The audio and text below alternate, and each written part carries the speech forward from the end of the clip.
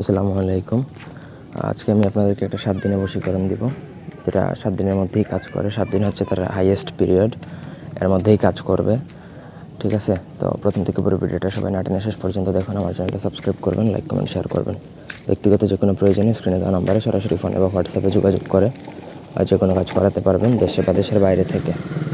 তো এটা হচ্ছে জন্তু পাখি, হচ্ছে শয়তানের কিতাব, যেটা ইবলিশ কা শয়তান তন্ত্রা জাদু, যেই কিতাবটা, ওই কিতাবের বিদ্যা। 7 দিনের 7 দিনেই কাজ হবে। কোনো ক্ষেত্রে আগেও কাজ করে ফেলে। যাদের রাশি দুর্বল তাদের ক্ষেত্রে এটা খুব দ্রুত কাজ করে ফেলে, আর যাদের রাশি একটু ভারী তাদের ক্ষেত্রে 7 দিনের মধ্যেই কাজ করবে। তো স্ক্রিনে যে নকশাটা দেখতে পাচ্ছেন, এটা একদম ক্লিয়ারলি লিখতে হবে, মানে এক চুলচেরা পরিমাণও যদি ভুল হয় তাহলে কিন্তু আপনার নিজের ক্ষতি হবে।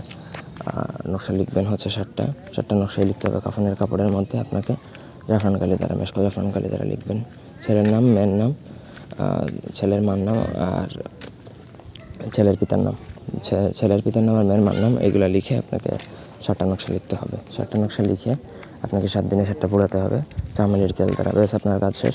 প্রপার ওয়েতে যদি করতে পারেন তাহলে 7 দিন পুরানো লাগবেই না, এর আগেই কিন্তু আপনার কাজ হয়ে যাবে। সো আপনাকে এমনভাবে করতে হবে যাতে প্রত্যেক দিন টাইমটা মেনটেন থাকে। মনে করেন আজকে আপনি সকাল 10টায় জ্বালানো শুরু করছেন, আগামীকালকেও সকাল 10টায় জ্বালানোর ট্রাই করবেন, এবং একই জায়গায়, মনে করেন আজকে আপনি যে স্থানে বসে জ্বালাইয়েছেন আগামীকালকে ওই একই জায়গায় থেকে জ্বালানোর চেষ্টা করবেন, তাহলে এটা খুব দ্রুত কাজ করে।